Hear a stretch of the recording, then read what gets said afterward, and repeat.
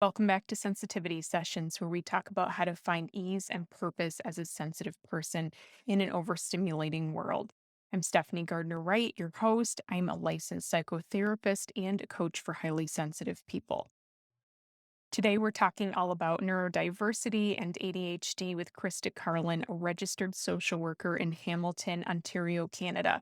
I'm really excited today about this conversation with Krista. We talk all about how it can be a radical act to accept ourselves as neurodivergent people, how to find affirming care as someone who's neurodivergent, and how to self advocate for yourself and how to begin on that process. Krista is my go to person to consult about adult ADHD. So I'm so thrilled that she's here to share her considerable wisdom with us today. So let's get into it and let's tune into our conversation today about ADHD with Krista. I'm really excited to hear your thoughts today, Krista, about how ADHD can look maybe similar in some ways to being highly sensitive and some really distinct differences.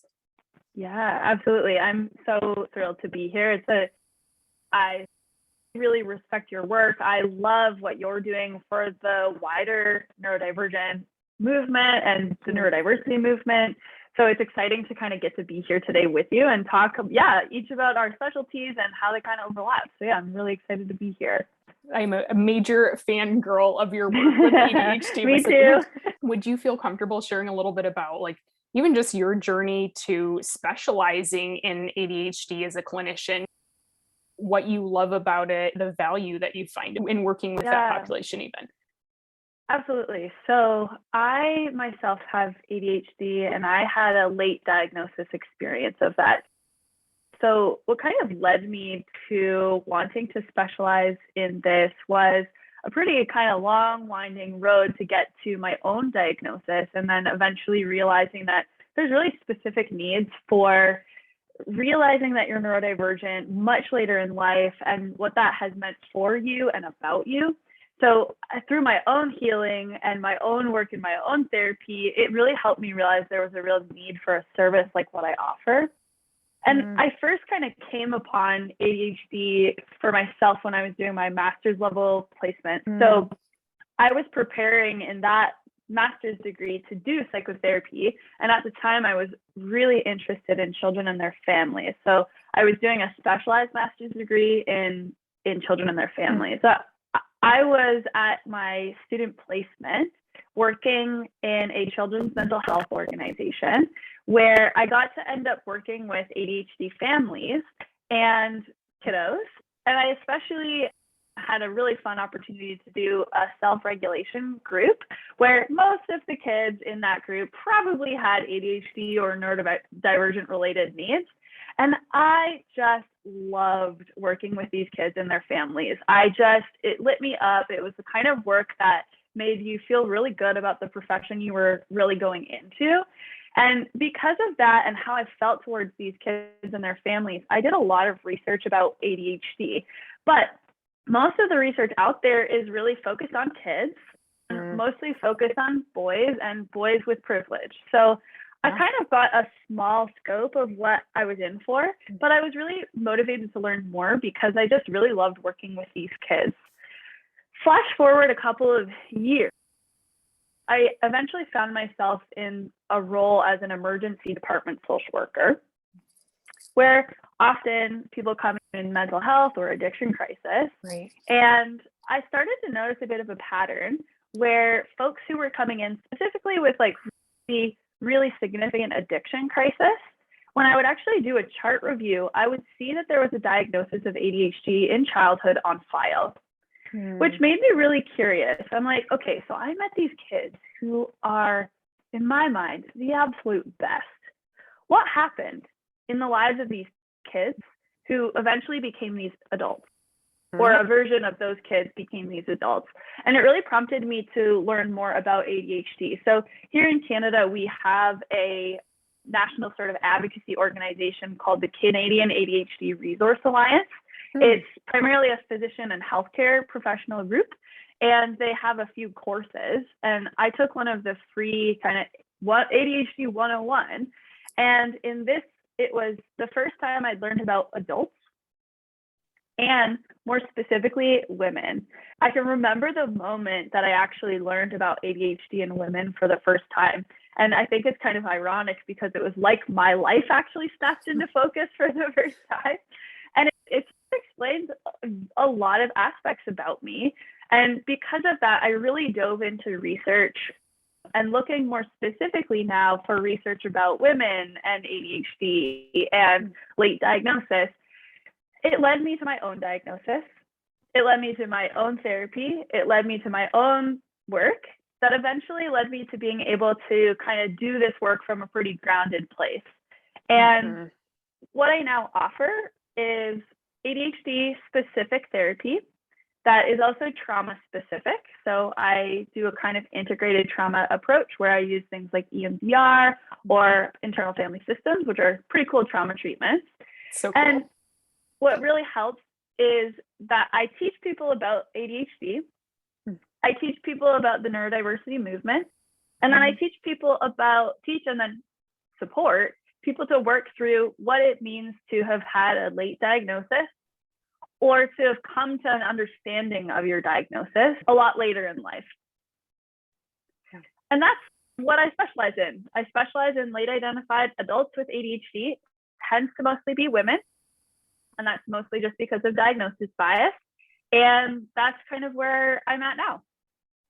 And this is a specialty where obviously there are clinicians that specialize in ADHD, but this particular intersection that you do, it's more niche, right? There's not as many services available for all of the things that you do, late diagnosed, like trauma informed, specializing with women with ADHD, and this greater lens that you have about neurodivergence and accepting these differences that we have as a natural human occurring fluctuating thing, that there's nothing wrong with these things. Like, I'm guessing that's pretty hard to find in a therapist or provider. I think that I'm on the more unique side. I think that hopefully I'm not forever on the more unique side. I think that clinicians are starting to come around to this idea and this movement. So I've kind of referenced this idea of the neurodiversity movement a few times. So there's some terms that are helpful for us to understand. The first that I've been using is neurodiversity, and that's exactly what you just described, which neurodiversity is a biological fact about the wide variety of what we would call neurocognitive functioning. Whenever we use the prefix neuro, we're talking about our brain-body connection. Whenever we're talking about cognitive, we're talking about our thinking. Neurocognitive functioning is the brain-body connection and how that impacts our thinking.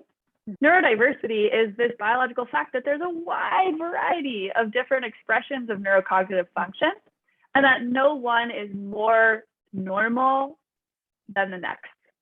However, if we roughly plot people on a bell curve, there would be some sort of rough averages.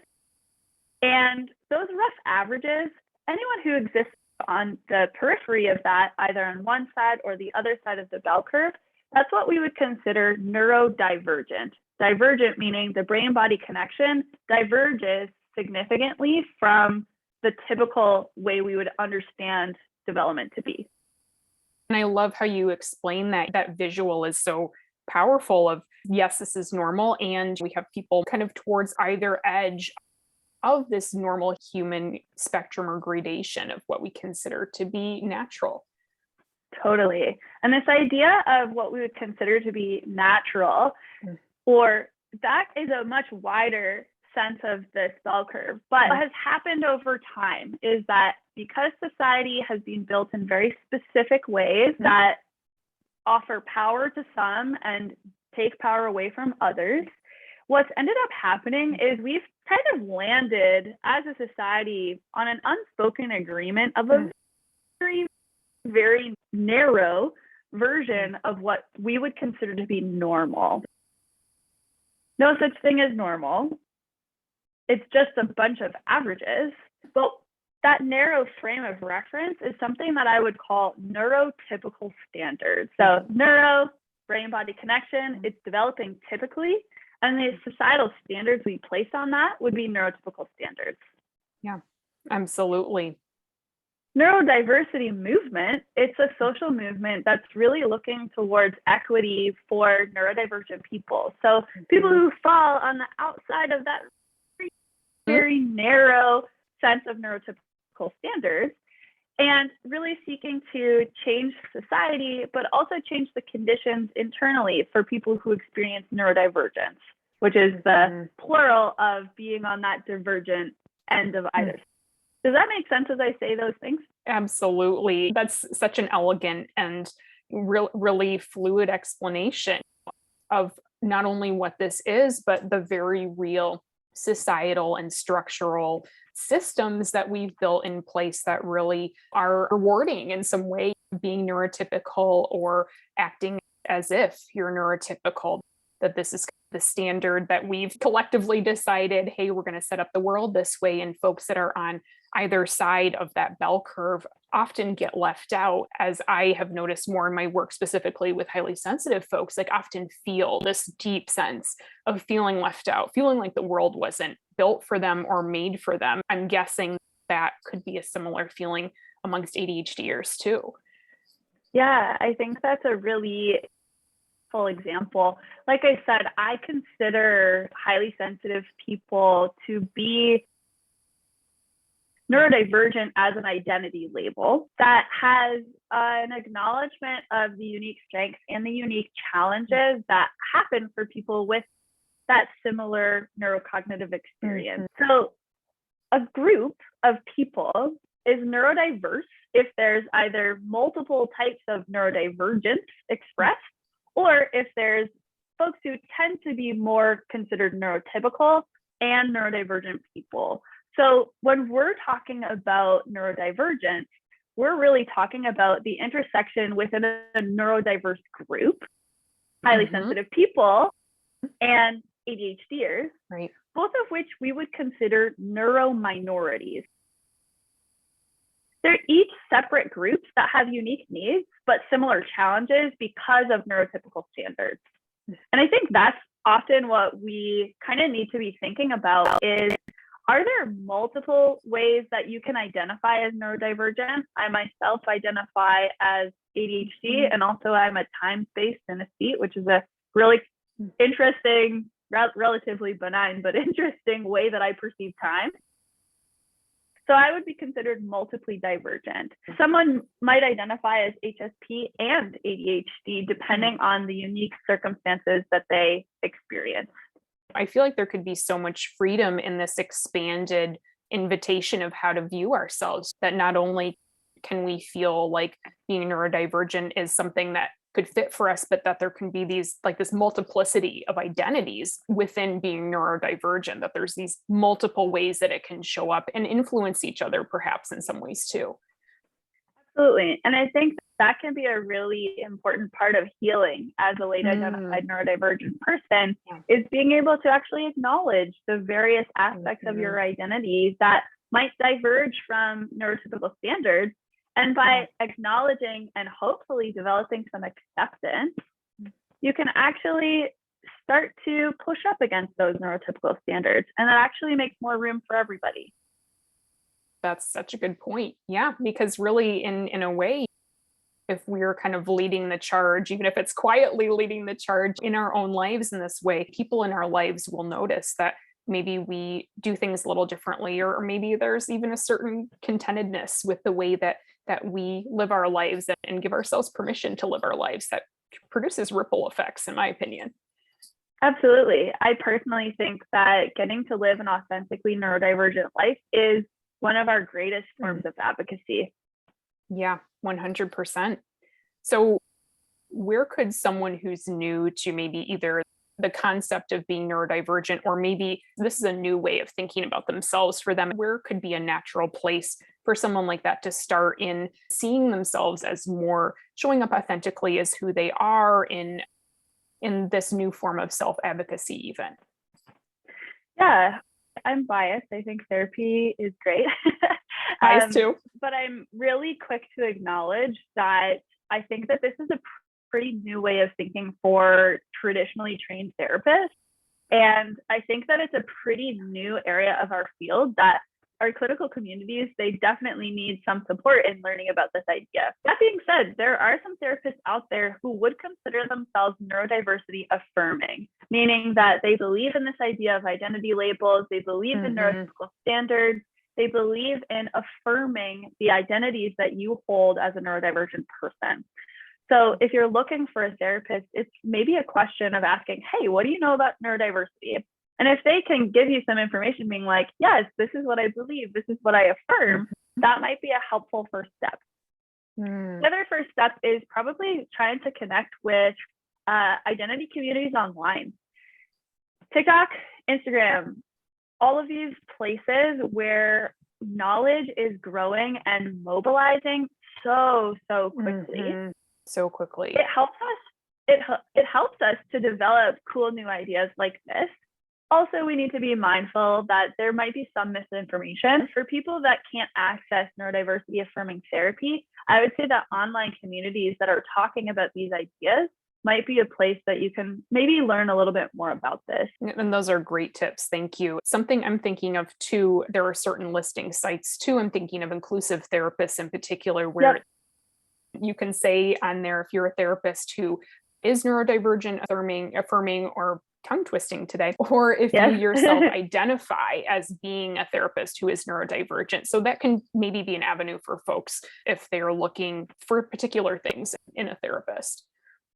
I think there's also value as well in this broader, more umbrella approach to understanding, but there's also a really important aspect of validating and understanding each aspect of your identity. I think that's sometimes what diagnosis can offer people.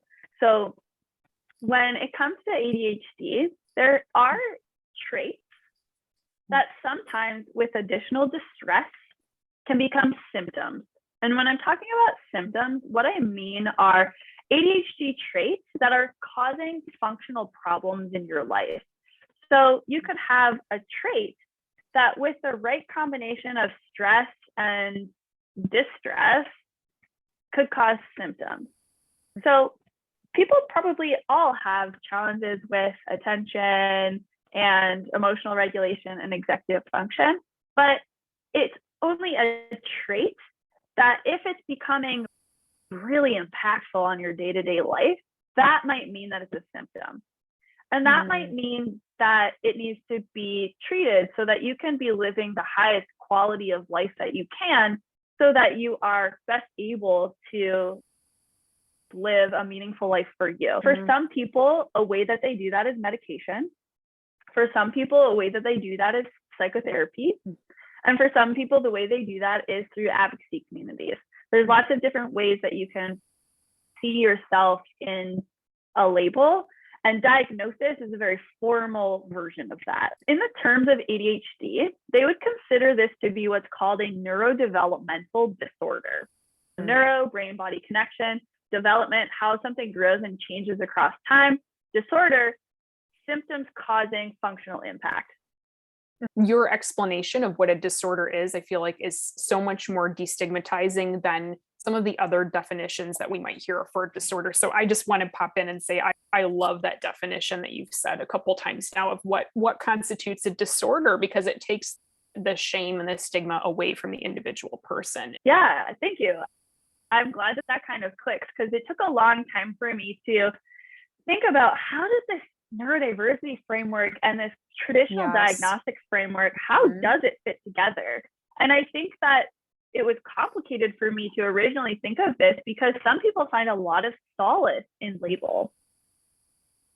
They find a lot of validation. They're really grateful that they have something that they can use to advocate for themselves. And how do I acknowledge that diagnosis isn't actually accessible for everyone? Not just because there's diagnosticians and not enough people being able to do that, but also because you could have traits of a neurodivergence that aren't actually creating a significant enough functional impact in your life to warrant treatment. Right. So I think that helped me kind of click like, all right, yes, we can still use the tools of diagnosis if that's a supportive option for somebody. And this is kind of how I rationalize it. I love that though, because it is such a it's a question I've run up against myself often as a clinician as of how are we seeing things through this neurodivergent affirming framework, and how do we have that truth alongside this other current reality of we are treating and diagnosing from the DSM-5, especially if folks are trying to get insurance reimbursement, or there's that need where it is creating functional difficulties in your day to day, that's kind of finding that both and in the middle in some ways. How can those things be true and not cancel each other out? And I think that's a really elegant way to do it, like you've just stated. Thank you. I appreciate that. I think that it also helps us understand like what the diagnostic categories are, how that actually helps us understand ADHD trait with the conditions of stress or the conditions of not being correctly supported create these symptoms.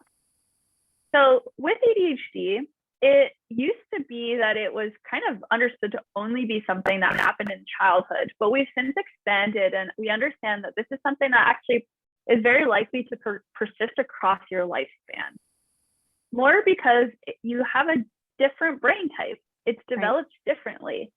So what that means is that it's got more of a lifespan impact that can fluctuate and change across time, but that you generally might experience two categories of symptoms. One would be what we would call inattentive symptoms. The other would be hyperactivity or impulsivity. And within those categories, there's lots of different examples of observable behaviors that a clinician can say, this lines up. I can say with confidence that this might be an experience you're having. You need a specific number within each category to get a diagnosis.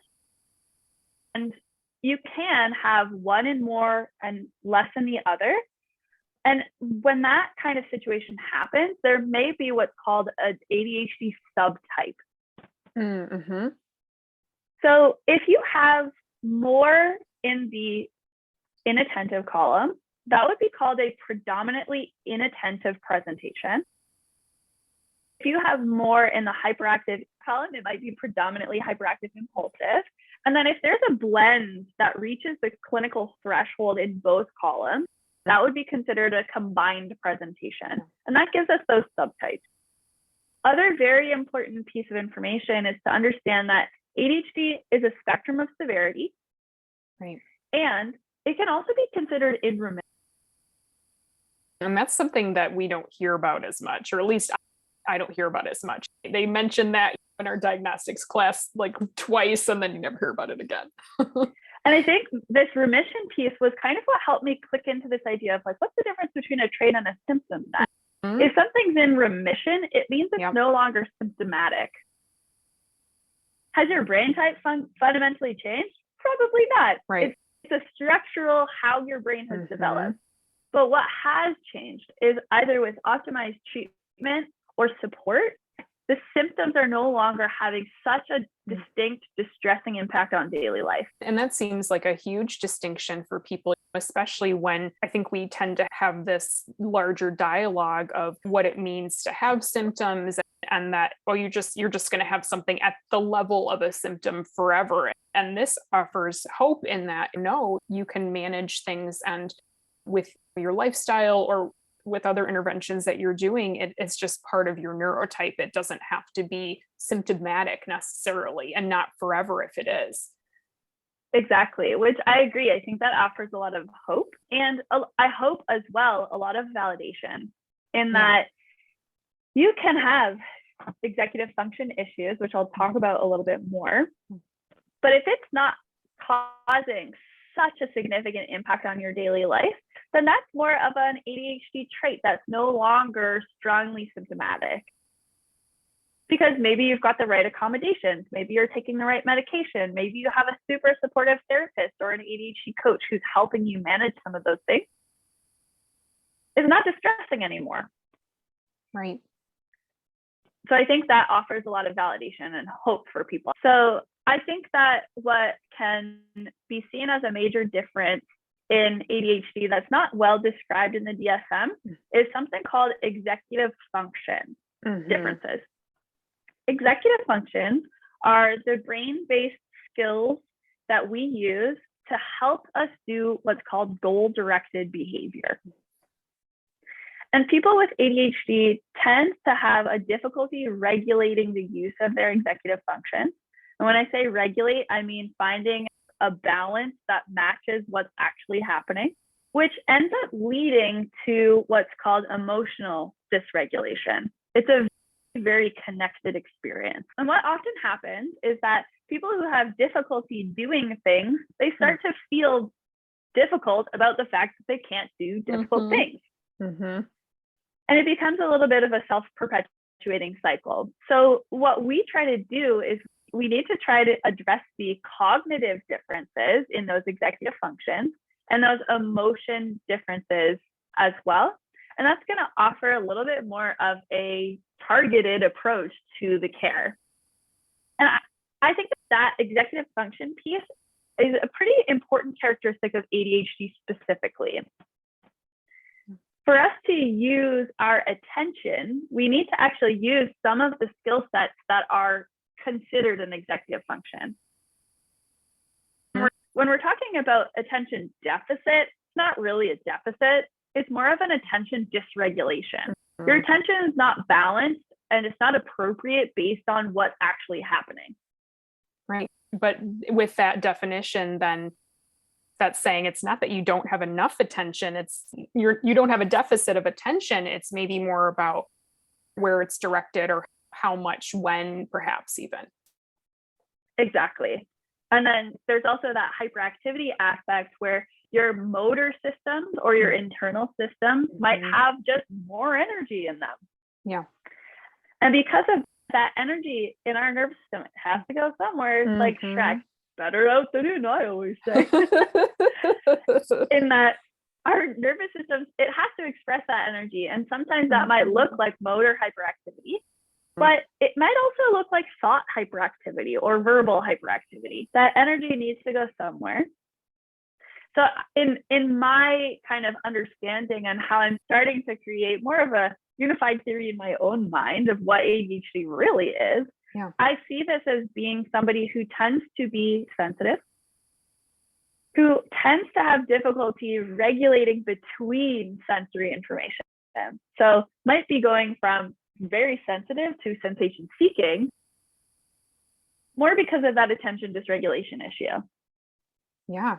Can you say more about that, the sensation seeking and this kind of swing the other way? It sounds like there's a difference there. You probably have much more expertise on this, but my understanding of Elaine Aron's work is that there's kind of folks with the trait of sensitivity, but also folks with a trait of sensation seeking. These are people who are more likely to approach sensory information. Is that a good way of saying Yeah, that? absolutely. So I know how this shows up with high sensitivity, and I have my own ideas about how it shows up in ADHD, but that's not my specialty like it is yours. So it sounds like you're noticing that showing up with the sensation seeking piece, like maybe similarly in that way, like across different types of neurodivergence, because absolutely, as you just said, with high sensitivity, specifically with that sensation seeking piece, we're going towards the sensory stimulation. And even though I like the sensory stimulation and I like that input, I'm also now drained and exhausted from that input. And now I need to retreat and recharge. I know that's something specifically with high sensitivity anyway. I'm curious if that looks similar or different to the ADHD presentation. I think I'm so glad that you explained that, because again, this is more of your area of expertise. So I think that beautifully describes what I see is this experience of I'm sensation seeking, but at some point it's too much. Right. It's overstimulating. I swing to needing less stimulation, but then it's understimulating and I'm experiencing boredom. Yes. And that, I think what can be difficult for people is the kind of constant shifting between sensation seeking.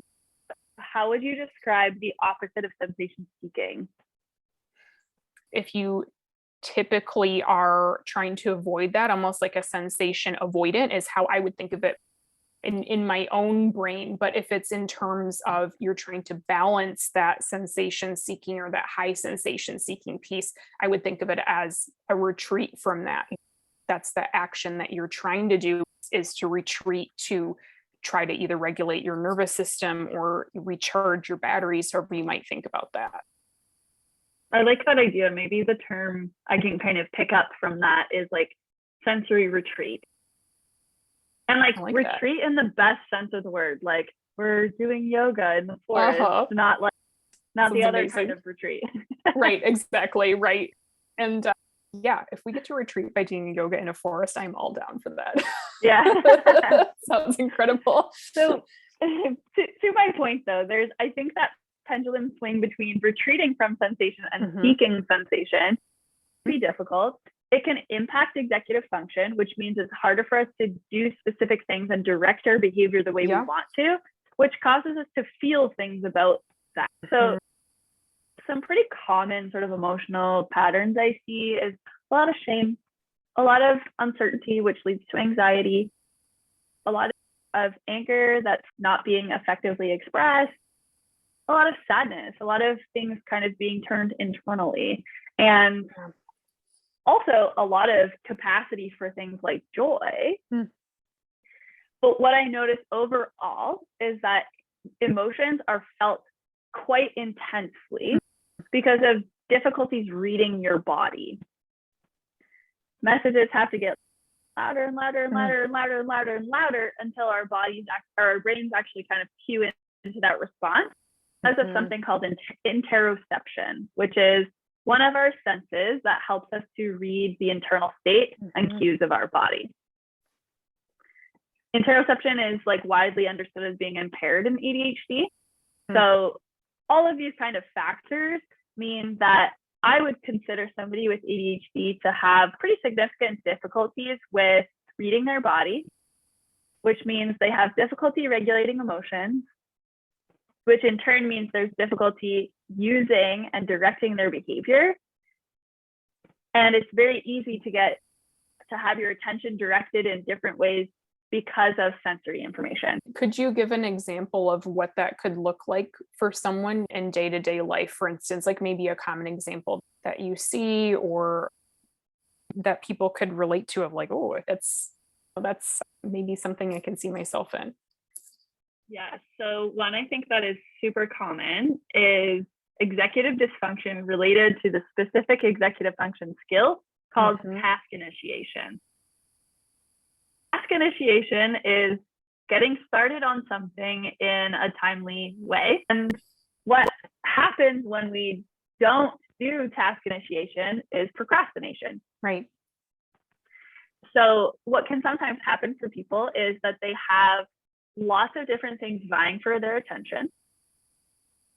So it can be difficult to interpret all of that sensory information, which leads to having a difficulty kind of knowing what to start and when, leading to problems with task initiation, which leads to an emotional experience. It might be procrastination because of perfectionism. It might be procrastination because of just more of a pure executive function, like I don't really know what to do or what to do next.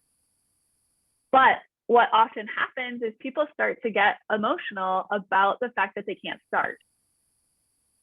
So it then becomes a deeper emotional issue where we're anxious to the point that we might experience panic. We're ashamed to the point that we might experience some sense of low worth.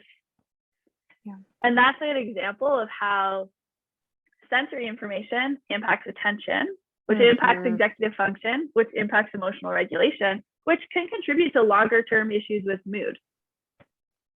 Yeah.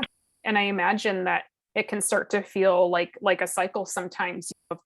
These aren't just isolated instances of, okay, I had this one time where I couldn't initiate a task. One time within a month. It's probably more constant, especially for HDers, where you're exhausted from the inability to regulate those tough emotions. And then there's probably a bit of like a cyclical nature to that. You absolutely nailed it. So it's more of like a bidirectional experience in our brain where executive dysfunction begets emotional dysregulation, which causes more executive dysfunction, more emotional Mm-hmm. regulation. So Yeah. we have to interrupt the cycle either by supporting executive function, Yeah. which leads to less need for our nervous system to Mm-hmm. dysregulate emotionally, or we address emotion so that we can support our executive function. Mm-hmm. Ideally, we do both. Yes. And the third piece is that we address our sensory needs. How do people do that? I think it's kind of that sense of like starting to learn a little bit about what your sensitivity might be like. So I think Elaine Aron's work really helps with that, helping us understand highly sensitive people and high sensation seeking highly sensitive people. Such a tongue twister, right? So in terms of like the sensory issues, maybe being aware of maybe what generally would bother folks, but more specifically for you individually, how does this show up for you? Are there certain points of sensory stimulation that are more intense for you, for example, as opposed to something else? I'm guessing more that type of kind of mapping for yourself in a way. Yeah, is that what you would notice you do in your work with folks? Absolutely.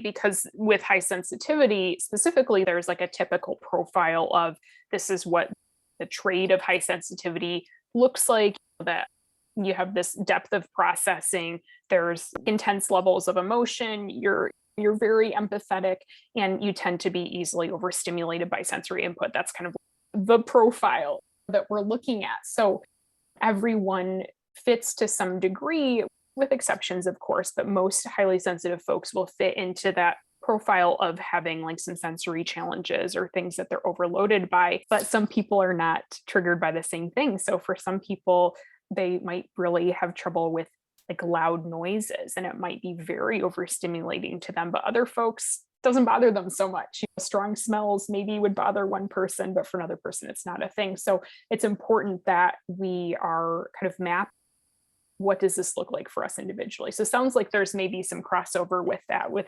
other forms of neurodivergence.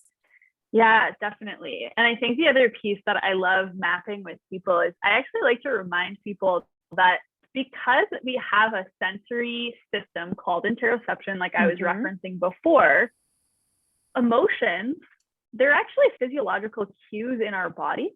Yeah. It's sensory information. Absolutely. And if we have sensory information related to emotions, we need to be able to sift through that sensory information. We need to be able to attend to what's important. We need to be able to recognize that a cue is happening. Right. We need to kind of understand what it is so that we can label it with a feeling word. We can use our thought to understand it. And by labeling it, we are better able to express it. And if we can't express it because it's not safe to do so, we can better regulate our body because we know roughly I'm getting emotional cues that feel like anger. Yeah. I can't cuss out my boss, but I can do things that help to let that emotion be expressed safely. Yeah. And that kind of process I just described, it's your emotional ruler, RULER, recognize, understand, label, express, regulate. It's from Mark Brackett, who's an emotions researcher at Yale. Okay. I haven't heard that particular acronym before, but I love that. I feel it can be so helpful to have these like reminders and just kind of to walk through that process. And I noticed too, you were talking about this sense of interoception of getting to know, okay, I'm getting these anger cues, like I want to cuss out my boss, but I can't, but I'm getting these anger cues in my body and starting to recognize, oh, this is happening in my body. Maybe for instance, with anger, like I feel this heat in the pit of my stomach, and oh, that can mean that I'm angry. I think sometimes walking, like having to walk that back to, let's start with our body and see what those sensations are and what is a reliable predictor for me of these different feeling states. Yeah, the question I have for you is, if someone is particularly sensitive and becomes overstimulated by something, is the way that they recognize that they're overstimulated because of an emotional cue from their body? I would say typically, unless you're unless you're shutting down to such an extent that then you're maybe noticing the absence of cues from your body, if that makes sense. Like that kind of lack of information being just as important as an influx of information. But yes, typically say absolutely. So like you're aware of that overstimulation piece because, oh, I may be noticing that my thoughts are racing all of a sudden, or I'm noticing that I'm sweating really profusely, or my jaw is clenched. I'm feeling trapped, these very physical sensations. And of course, maybe some thought pieces as well. That we can kind of recognize the jaw clenching, all those things, we could label it with an emotion word, and that helps us understand we're overstimulated. Absolutely. Yeah. Yes. That helps me in my own thinking. Yeah. So do you approach that similarly or differently with helping folks to understand like, oh, this is how I'm feeling right now? Yeah, I do. I think that it's important to kind of map the sensory information and help us understand, like, quote unquote, what triggers overstimulation, and in our case, understimulation. Yes. Yeah. And like, is there a way that we can recognize that because of the conditions of your body? And the way that we understand the conditions of our body is through emotion words. So I'm feeling irritated, which is a less intense version of a bigger emotion. Instead of letting it get from irritated all the way up to rage, I'm better able to address the sensory need that I actually have, so that I don't have to get super dysregulated because I didn't attend to the cue my body was giving. Yes, absolutely. You're able to catch it before it really gets larger, asking for your attention more persistently. And I don't know if this is a tool that you use or not. I'm going to see if I can get the name right. I love this resource from the Center for Nonviolent Communication. I believe it's something like a values, or it might even be emotions. I'll have to link it in the show notes if I can find it. But it's basically a big bank of feeling words that you can go and familiarize yourself with, of, okay, how am I feeling in this moment? Is something triggered in me when I'm not getting a need met? And then am I feeling a particular emotion from that? I think sometimes just having the vocabulary to be able to do, like you were saying, those different shades of emotion. I feel irritated versus I feel explosive right now. There's such a difference between the degree of those feelings. The intensity. Yeah, exactly. Yeah, I would actually love to know that resource, because I think an issue, and this is a wider issue, is that we, as people in a typically public North American school system, there isn't actually much work, or at least there wasn't when a lot of the adult clients that I have were growing up, around social emotional learning, specifically around emotional literacy. We're taught to read, but we are not taught to read our bodies. Not at all. And sometimes we have to start with vocabulary when we're learning how to read. Developing our vocabulary, same thing with emotional literacy. We need to develop our vocabulary so that we can be more flexible in how we apply that knowledge. That's such a good point. And from my level of awareness, like you said, at least with the adult clients that are coming in and I'm working with, this is not something that most folks are taught either at home, and definitely not at school. And maybe that's changing now, but how to be able to identify what these feeling states are in your body and how to know how that feels for you. You mentioned something a little while ago. I'm going to see if I can recapture exactly what it was. Oh, you were mentioning about the intensity of emotions that folks might have, and also the sense of shame that they might have if they are having trouble with, for example, with task initiation or something else that's executive functioning related. And then there's emotional response. I'm curious your thoughts on how much that could be influenced by this very neurotypical culture that we have, this very dominant way of looking at this is how the world is supposed to be, because that has to have an effect. For people who are actually listening to the podcast without the visuals, I'm literally cheering in the background over here We're having a because I moment. think, yeah, we're like, yes, this is Yes. exactly it. And I think what you're describing is this idea of how do we now talk about neurotypical culture and how Yes. that impacts our internal experience of executive function. And I think that's such a key thing that we need to be talking about because of things like all of the kind of isms that we've got in society that's rooted in white supremacy and colonization. What's ended up happening is that neurotypical standards, they come very closely to all of the other kind of standards for dominance in our society.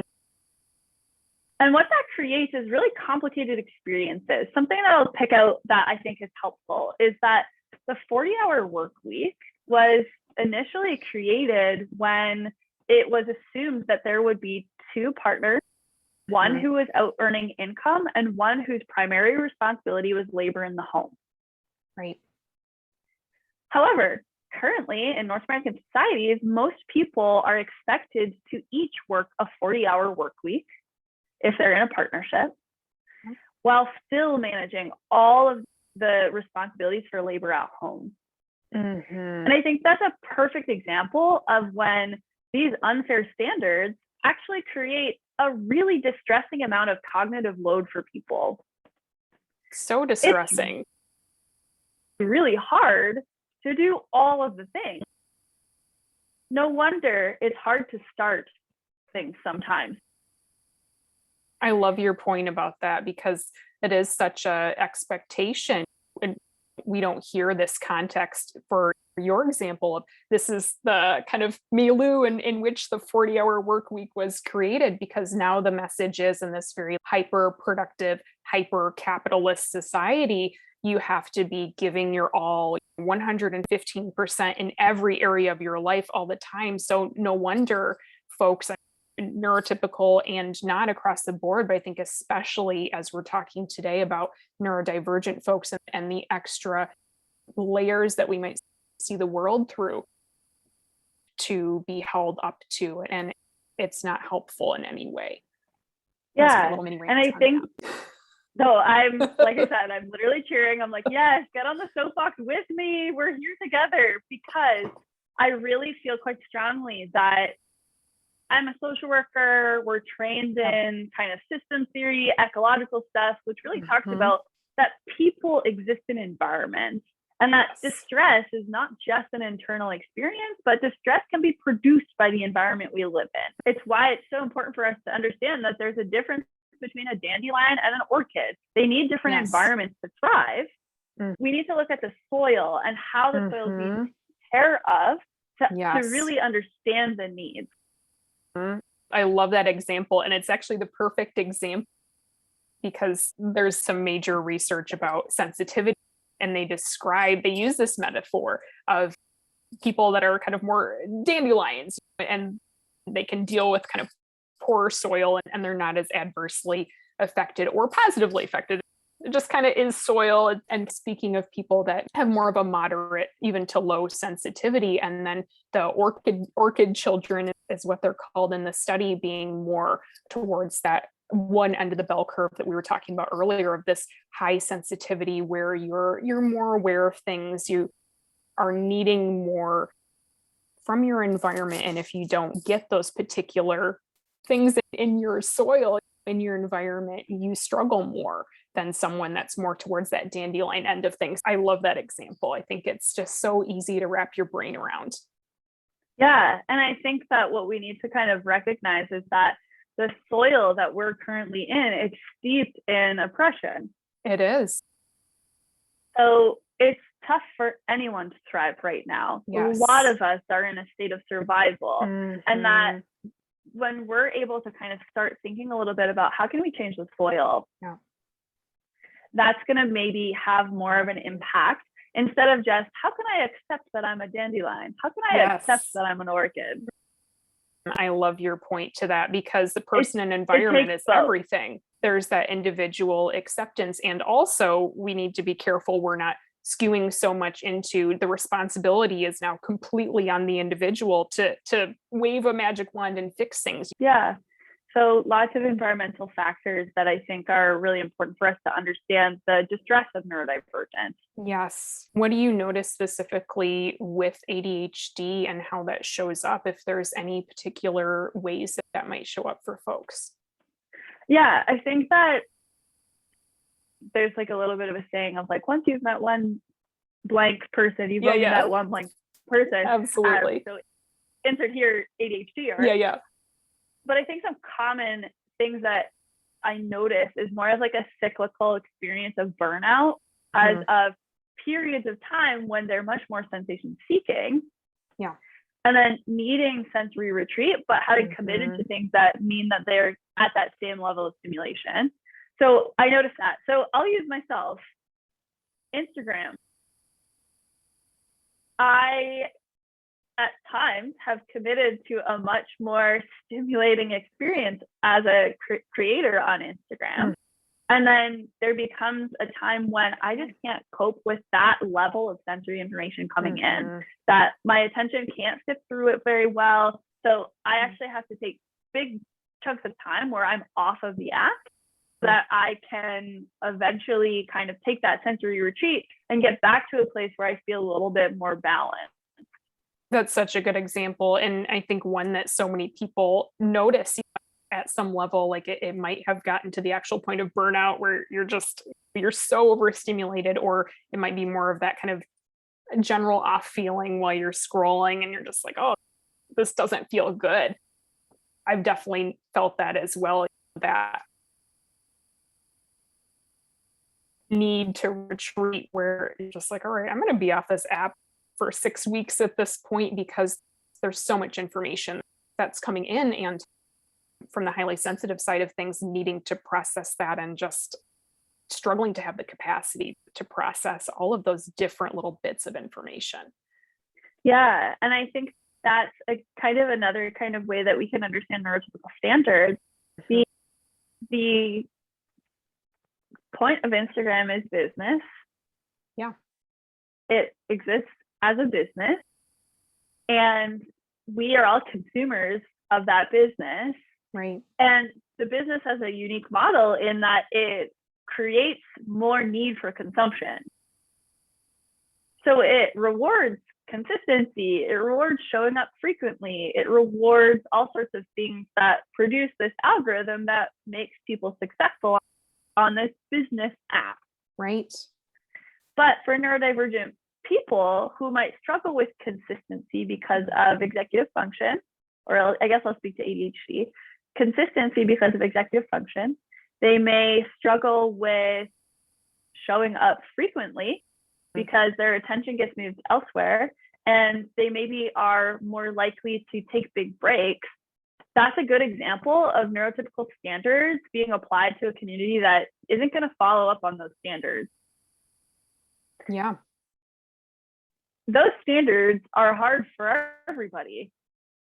The pressure to show up on platforms and social media, it's really hard for a lot of people, regardless of their neurocognitive functioning. But I think it's a good example of how it's even more important and relevant for HSPs or ADHDers or other neurodivergences.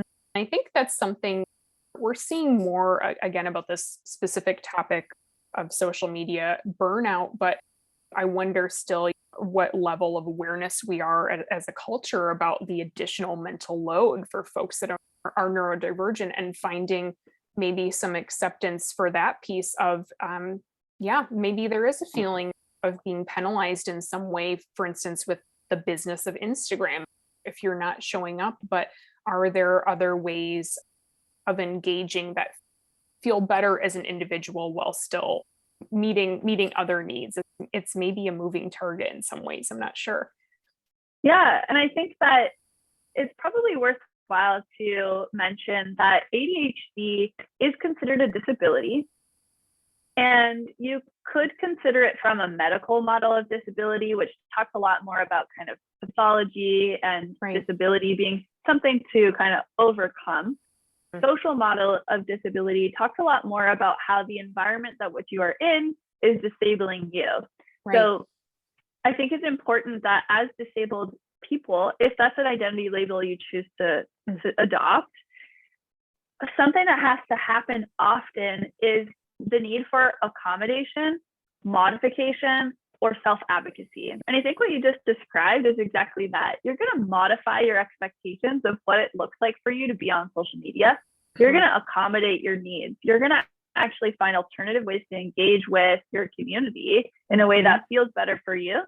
And hopefully it translates to self-advocacy, where you are able to have confidence in your boundaries around your modifications and accommodation needs, so you can actually advocate for why you need those and why others deserve those too. Yeah, absolutely. I think we're really seeing a cultural shift begin to happen, and it takes time to trickle down, obviously, but I've been really heartened by all of the content. For instance, since we're talking about Instagram, I've been really heartened by all the content I'm seeing from folks who are sharing, this is my experience with ADHD. Here's how it shows up for me. I think it can be so valuable for folks to be seeing these kind of new reflections where this self-advocacy piece is really happening in a really powerful way online in these communities. Yeah, absolutely. I agree. I love that word. I'm feeling heartened as opposed to disheartened. I agree. Like, I feel very heartened by this idea that people are organizing themselves. And that's exactly the essence of the neurodiversity movement.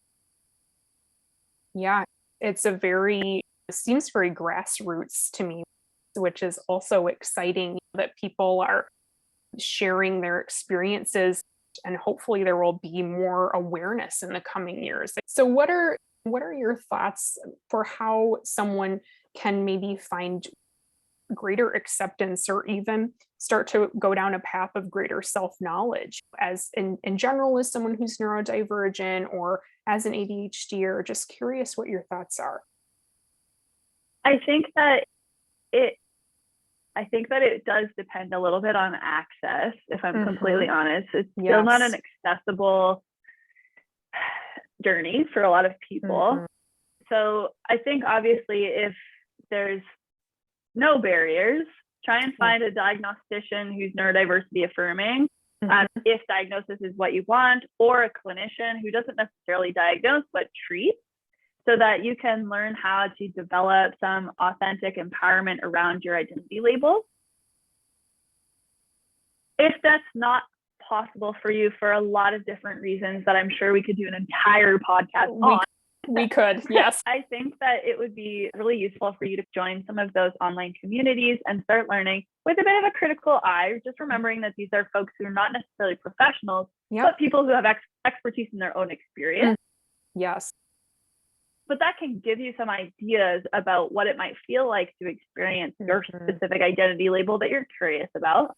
And then I would also kind of reflect on maybe some reading. I think a good place to start, especially for women who might be late identified, there's a book called Divergent Mind. So a book called Divergent Mind by Janera Nuremberg, Nerenberg, Thriving in a World That Wasn't Designed for You. And I think this is a really great resource for learning about the concept of neurodivergence. It can kind of help direct you a little bit towards reading in other areas that might feel better for you. 90% sure this also comes in an audiobook version for my folks who reading is not their favorite way to consume information. Yes, thank you for that. I think it is audio, but amazing, empowering resource for sure. Thank you for sharing that. Yeah, and that's like obviously like an initial access point, like one book that you might be able to get at the library, depending on what community you live in. And I would say this is, if you could do one thing, that might be it. The other idea is obviously like follow therapists who are talking about this stuff online. So Stephanie's obviously a great example of that. Wouldn't claim to be consistent on Instagram, but we've just talked about that. But I am there every so often when I feel a spark of inspiration. But there are a few of us out there who are kind of talking about this stuff while balancing both potentially lived experience, but clinical knowledge as well, and trying to be as research oriented and evidence-based as possible. So that, I would say, tends to be social media accounts that might have a little bit more credibility. I'm so happy you brought that up too, because lived experience is so important for folks to feel like their experience is reflected. And also, we do want to be mindful of what's the current research, just the evidence based nature of things. I think it can just help to have a good balance of those things. So, good to keep in mind for sure. Is there anything else that you'd like to share with folks before we wrap up our conversation for today? I could talk to you forever, but also I'm it's sure. lunchtime. I know. I think kind of like my main takeaway is that really the world can become better when more people feel authentic and validated and empowered. Mm. And a part of that means that we are trying to engage in a movement that helps seek equity for people. And I think that there could be a lot of amazing things that could happen because of that. Yeah, And it's really revolutionary. sometimes the first step might be a personal revolution where you're going through your own experience of Yeah. recognizing and understanding your nerd. So getting help is actually leading to a wider movement. And that's such an amazing perspective, because I think we can often feel, just depending on our life experiences or what's accessible to us, it can feel so powerless at times, or we can feel like what's really possible for me to affect change. But what you're saying is that there's actually immense power in starting with ourselves and how that can spoke out in ways that maybe we might not even anticipate right now. Exactly. Where can people connect with you, Krista? Where can they find you? So on Instagram, I'm at ADHD dot the curious collective, all kind of no spaces in there. You can also find me at my website, www.thecuriouscollective.ca, because I'm in Canada. Yes. Which does mean, unfortunately, I can only work with people who are in Ontario, Canada. That's just a professional obligation that I have to meet because of my regulatory college. So if you happen to be Canadian and in Ontario, I'm not accepting clients right now, but I'm always open to people reaching out to see if I can kind of direct them in the right direction and maybe join me in the future if we stay connected. So people can certainly reach out to ask for an accommodation right away. I'm still in the process of getting support around administration. So my email response time is not 100% what I would like it to be. So feel free to follow up. Just know that I am going to get to it, but I do need you to respect that accommodation need. Thank you. And thanks so much for making the time to chat today. I always am so thrilled to get your thoughts on a variety of topics. And you just have so much knowledge and wisdom to share about, especially neurodivergence and ADHD. So thank you so much. Thank you. It was a joy to be here, as always. We'll have to make it happen another time. Yes, we will. That's our show for today on Sensitivity Sessions. I'm your host, Stephanie Gardner-Wright. Thanks so much for joining me. If you enjoyed this episode, please subscribe and leave a review. And I will talk to you on the next time of Sensitivity Sessions. Bye for now.